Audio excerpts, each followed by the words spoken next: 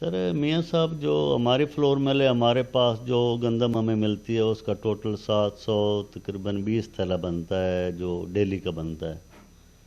اور اس میں سے ہم نے کو 300 تھیلا 10 کلو والا بنا کر وہ بحکم جناب اے سی صاحب اور ڈسٹرکٹ فوڈ کنٹرولر اور ان کی ہدایات کے مطابق ہم وہ ہے لاری اڈا سستا بازار وہاں پر 300 تھیلا ادھر دے دیتے ہیں۔